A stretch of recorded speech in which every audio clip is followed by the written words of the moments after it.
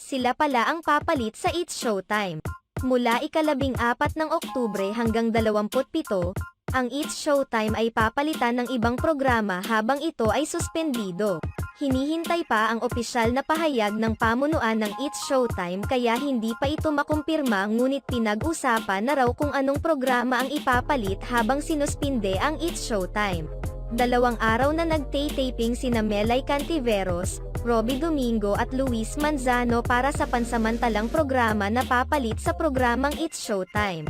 Ibang programa at ibang host ang papalitan dahil bawal ma-hire ang regular host ng It's Showtime, pero may posibilidad na nandoon pa rin ang production staff ng It's Showtime para hindi sila mawalan ng trabaho. Ang tanong ngayon ay kung anong klaseng programa ang papalit sa programang It's Showtime.